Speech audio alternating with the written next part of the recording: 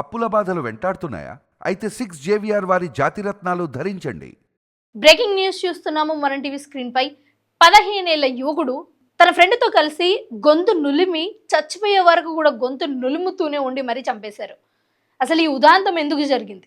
సొంత కొడుకే సొంత తల్లిని చంపాల్సిన అవసరం ఎందుకు వచ్చింది అన్నది వివరాల్లోకి చూసుకున్నట్లయితే, విజయనగరంలోని రాజం పరిధిలో ఒక వివాహిత చనిపోవడం జరిగింది ఈ నెల 4వ తారీఖున. అయితే ఎందుకు చనిపోయింది ఏంటి అన్న విచారణ చేపడుతున్న ఈ నేపథ్యంలోనే పోలీసులు ఎవ్వరూ ఎక్స్పెక్ట్ చేయని ఒక షాకింగ్ విషయం అయితే బయటపెట్టారు. వాళ్ళ సొంత కొడుకే వాళ్ళ ఫ్రెండ్తో కలిసి వాళ్ళ తల్లిని గొంతు నులిమి మరి చంపేయడం జరిగింది. అసలు ఎందుకు చంపేశారు ఏంటిది అన్న ఒకసారి వివరాల్లోకి వెళ్తే, తన కొడుకు స్కూల్ నుంచి వచ్చాడు. స్కూల్ నుంచి వచ్చాక తన బ్యాగ్ చెక్ చేస్తూ ఉండగా తన బ్యాగ్లో లవ్ లెటర్లు దొరికింది. సో ఈ లవ్ లెటర్ దొరికింది కదా అని, కొడుకు కదా అని కొంచెం మందలించే ప్రయత్నం చేసింది. ఈ మందలించిన దీన్ని పట్టుకొని కోపంగా రెచ్చిపోయి, అంటే ఎక్కడా లేని ఉక్రోషానికి వెళ్ళిపోయి తన ఫ్రెండ్ని తీసుకొని వచ్చి తన ఫ్రెండ్తో కలిసి వాళ్ళ మమ్మీని చంపేయడం జరిగింది. అసలు మరి ఒక ప్రేమ లేక, అంటే ఒక లవ్ లెటర్ దొరికితే చంపేసే స్థితికి వెళ్ళాడా ఏంటి అన్నది మనం చూసుకున్నట్టయితే, ఎవరు కూడా పిల్లలు 10 నుంచి 15 సంవత్సరాలు ఉన్నప్పుడు చంపేయాలి, నరికేయాలి, ఫ్రెండ్తో కలిపి ప్లాన్లు చేయాలి, నరికేయాలి, పొడవాలి అన్న ఆలోచనలు అయితే రావు. మరి వీళ్ళకి ఎందుకు వచ్చింది ఏంటి అన్నది చూసుకున్నట్టయితే సోషల్ మీడియా ప్రభావం అని కూడా చెప్పుకోవచ్చు. సొంత తల్లిని ఏకంగా ప్లాన్ చేసి ఫ్రెండ్తో కలిసి మరి చంపేశాడంటే అసలు ఏ విధంగా అతను 15 సంవత్సరాల్లోనే అసలు ఏ విధంగా ఆలోచిస్తున్నాడు, అతని ఆలోచన విధానం ఏంటి అన్నది ఆలోచిస్తే భయంకరంగా ఉంది. సొంత తల్లి ఎవరైనా సరే చిన్నప్పటి నుంచి చిన్న చిన్న మాటలు మాట్లాడుతూ, బెదిరిస్తూ, కొడుతూ, తిడుతూ పిల్లల్ని పెంచుతూ ఉంటారు. కానీ ఈ మధ్య కాలంలో పిల్లలకు చిన్నప్పటి నుంచి కూడా బాగా ముద్దు చేసి వాళ్ళు పెద్ద తప్పు పని చేసినా కానీ సరే చిన్నగా మందలించడం కూడా తప్పుగా మారే సందర్భాలు అయితే ఇక్కడ ఏర్పడుతున్నాయి. ఇక్కడ ముఖ్యంగా తల్లిదండ్రులైనా సరే పిల్లలైనా సరే గుర్తుంచుకోవాల్సింది ఒకటే, ఏదైనా క్రమశిక్షణలో పెట్టే ఈ నేపథ్యంలోనే ఉండాలి. మన పిల్లలు ఏం చేస్తున్నారు ఏంటి అన్నది బాగా ఆలోచించుకుంటూ 24 అవర్స్ అది కొంచెం గమనిస్తూ ఉండాలి. అసలు వాళ్ళు ఏం చేస్తున్నారు, ఎలాంటి వీడియోస్ చూస్తున్నారు, ఎలాంటి ఫొటోస్ చూస్తున్నారు అన్నది. అండ్ ఈ మధ్య కాలంలో కూడా చాలా వరకు మైనర్లు, అంటే వాళ్ళ లవ్ విషయం తెలిసింది అని బాయ్ ఫ్రెండ్తో కలిసి అమ్మను చంపేయడం, లేకపోతే వేరే వాళ్ళతో కలిసి ఇంకొక వేరే వాళ్ళని చంపేయడం, అంటే మైనర్లు కూడా హత్య చేసే సంఖ్య కూడా పెరుగుతోంది. అసలు ఇదెందుకు పెరుగుతుంది? సోషల్ మీడియా ప్రభావం ఎలా ఉంది? వాళ్ళు ఏ వీడియోస్ చూస్తున్నారు? కన్న తల్లిని చంపేంత ధైర్యం కానీ, లేకపోతే బాయ్ ఫ్రెండ్తో కలిసి కన్న తండ్రిని చంపేంత ధైర్యం కానీ వీళ్ళకి ఎక్కడ నుంచి వస్తుంది అన్నది కూడా ఆలోచించాలి. అండ్ చిన్నప్పటి నుంచి పేరెంట్స్ కూడా కొంచెం తిడుతూ, కొంచెం మందలిస్తూ, కొంచెం ప్రేమగా కూడా మాట్లాడే ప్రయత్నం చేయండి. మీరు చిన్నప్పటి నుంచి అల్లారు ముద్దుగా మీరు ఏం చేసినా ఓకే అన్నట్టు చూసి ఒకేసారి వాళ్ళు తప్పు చేయగానే మీరు గట్టిగా మందలిస్తే ఇలాంటి ప్రభావాలు కూడా ఏర్పడవచ్చు. సో ఓవరాల్గా మీరు కూడా గుర్తుంచుకోండి, మీ పిల్లల్ని మీరు ఎలా పెంచుతున్నారు, మీ పిల్లలు ఏం చేస్తున్నారు, మీ పిల్లలు ఏ మాట చెప్తే ఎలా రియాక్ట్ అవుతున్నారు, అంటే ఓవర్ హైప్గా ఆలోచిస్తున్నారా, లేకపోతే ఎక్కువ అగ్రెషన్ చూపిస్తున్నారా? అగ్రెషన్ చూపిస్తే నెక్స్ట్ వాళ్ళు తీసుకునే స్టెప్ ఏంటి, వాళ్ళు సైకలాజికల్గా మంచిగా ఉన్నారా లేదా, ఎలాంటి థింగ్కి వాళ్ళు ఎలా రియాక్ట్ అవుతున్నారు అన్నది పేరెంట్స్ బాగా గమనించుకోవాలి. అంటే ఒక తల్లికి ఏం తెలుసు, ఒక ప్రేమ లేక వాళ్ళ సొంత కొడుకు బ్యాగ్లో దొరికినప్పుడు ఎవరైనా సరే ప్రేమగా ముద్దు చేసుకుంటారా? ఎవరైనా సరే మందలిస్తారు కదా. ఎందుకు మందలించారు? నా కొడుకు రేపు పొద్దుయిన తర్వాత కొంచెం ప్రయోజకుడు కావాలి, మమ్మల్ని బాగా చూసుకోవాలి, అతను కూడా సెటిల్ కావాలి అన్న ఈ నేపథ్యంలోనే కదా సరైన, ఈ నేపథ్యంలోనే ఏ తల్లైనా సరే కొంచెం మందలించడం జరుగుతుంది.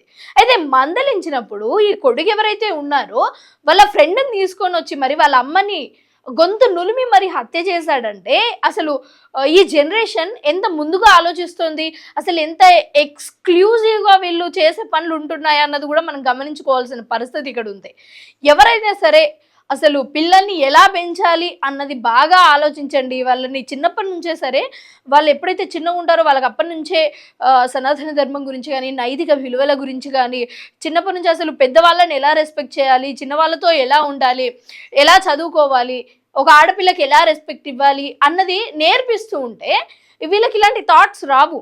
రామాయణం గురించో మహాభారతం గురించో ఇవన్నీ చెప్తూ ఉన్నప్పుడు పిల్లలకు హత్య చేయాలి, గొంతు నులిపి చంపేయాలి అన్న ఆలోచనలు రావు. ఎట్టకీలకు మీరు ఒక్కసారిగా వాళ్ళని కొట్టడమో తిట్టడమో చేశారనుకోండి, సో ఆ పిల్లలు కూడా అలాగనే అయిపోతారు. సో మీరు చూసుకోండి, అసలు మీరు మీ పిల్లల్ని ఎలా చూసుకుంటున్నారు, ఎలా మందలిస్తున్నారు ఏంటి అన్నది. ఈ ఒక్క చిన్న సందర్భం చాలు అసలు ఈ మధ్య కాలంలో పిల్లలు ఎలా తయారవుతున్నారు అన్నది. సో ఎవరైనా సరే అంటే ఇంతకు ముందు కాలంలో చూసుకున్నట్టయితే ఎవరైనా పిల్లలు చాలా పెద్దగా అయ్యి వాళ్ళకి పెళ్ళిళ్ళయ్యి వాళ్ళ కొడుకులు కూతుర్లు పుట్టినా సరే వీళ్ళు తల్లిలకు భయపడేవాళ్ళు. తల్లిలో ఏళ్ళు చెప్తే అది వినేవాళ్ళు. ఇలాంటి సందర్భాలలో వాళ్ళ ఇంటికి వచ్చిన కోడలు బాధపడుతూ ఉండేది. అరే ఏంటి పెళ్ళైన తర్వాత కూడా నా భర్త వాళ్ళ అమ్మ మాటకి వింటున్నారు కదా అని. కానీ ఈ రోజులు అలా లేవు. ఈ రోజులు మొత్తం మారిపోయాయి. అసలు ఒక తల్లికి, ఒక అమ్మకి, ఒక చిన్న పిల్లకి, ఒక మైనర్ పిల్లలకి ఎవరికి కూడా అసలు రక్షణ లేకుండా పోతుంది. అసలు అంటే ఈ సందర్భం కూడా ఒకసారి మనం ఆలోచించవచ్చు. ఎగ్జాక్ట్లీ వాడు అని సంబోధించకూడదు, బట్ ఆ మైనర్ పిల్లోడు ఎవరైతే ఉన్నారో 15 ఏళ్ళ ఒక పిల్లాడు అతని ఫ్రెండ్ని తీసుకొని వచ్చి వాళ్ళ అమ్మని గొంతు నులిమి చంపేటప్పుడు అసలు వాళ్ళ అమ్మకు ఆ టైంలో ఏమి అంటే ఏం ఆలోచిస్తూ ఉంటుందంటో, అలా కళ్ళు మూసుకొని అసలు నా కొడుకేనా ఇలా చంపేది, అసలు నేనేం చేస్తున్నాను, అసలు కనీసం ఇప్పుడు ఎవరన్నా మన మీద వచ్చి దాడి చేస్తుంటే మనం ఆపుతాం, ఎవరైనా బయట వాళ్ళు వచ్చి ఏదన్నా చేస్తున్నారు అంటే. బట్ తన సొంత కొడుకు వాళ్ళ ఫ్రెండ్ వచ్చి గొంతు పట్టుకొని నులుముతూ ఉంటే అసలు ఆ అమ్మకు ఆ టైంలో నవమాసాలు మోసి కని పెంచి ఇంత పెద్దవాడిని చేస్తే ఒక చిన్నగా మందలించాను అని అలా చేయడం అసలు ఆ తల్లికి ఆ టైంలో ఊహించడానికి కూడా అసలు ఎంత బాధాకరంగా ఉంటుందో మనం ఆలోచించాలి. ఇలాంటి సందర్భాలు మళ్ళీ పునరావృతం కాకుండా మనం చూసుకోవాలి. ఇలాంటి సందర్భాలు జరగకుండా ఉండాలి అంటే ఎలాంటి సూచనలు కావాలో లేకపోతే ఎలాంటి నియమాలు పాటించాలో అవన్నీ కూడా పాటించండి. అంతేగాని మీ పిల్లల్ని పాడు చేసే ప్రయత్నం అయితే చేయకండి.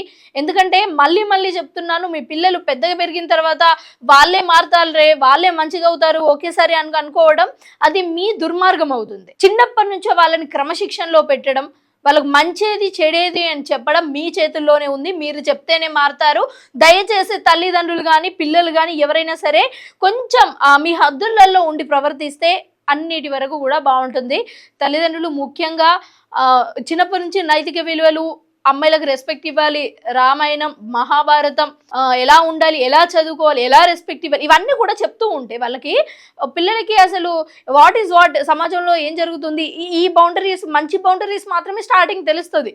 మీరు స్టార్టింగ్ ఇప్పుడు 10 to 20 ఇయర్స్ ఉన్నారనుకోండి, 10 to 20 ఇయర్స్లో మీరు ఎక్కువ ఏదైతే చూస్తూ ఉంటారో, ఏది ఎక్కువ ప్రొజెక్ట్ అవుతుందో దానివల్లనే వాళ్ళు పెద్దగా పెరిగినా కొద్దీ వాళ్ళు ఆడపిల్లలకి రెస్పెక్ట్ ఇవ్వడం కానీ లేకపోతే అసలు ఏ సందర్భాన్ని ఎలా తీసుకోవాలి, ఏ సందర్భాన్ని గట్టిగా అంటే పట్టుకొని స్టాండ్ తీసుకోవాలి, దేన్ని వదిలేయాలి అన్న విషయం కూడా తెలుస్తుంది. ముఖ్యంగా తల్లిదండ్రులు కూడా పిల్లల ముందు గొడవలు పెట్టుకోవడాలు కావచ్చు, కొట్టుకొని తిట్టుకోవడాలు, ఇవన్నీ కూడా మీరు మానేయండి. మీరు ఇలా చేయడం వల్ల కూడా పిల్లల మెంటల్ హెల్త్ ఖరాబ్ అయ్యే అవకాశం ఉండొచ్చు. సో ఓవరాల్గా చూడండి, మళ్ళీ చెప్తున్నాను, పిల్లల్ని చిన్నప్పటి నుంచే కొంచెం కంట్రోల్లో పెట్టండి. ప్రేమతో పాటు క్రమశిక్షణ కూడా నేర్పించండి.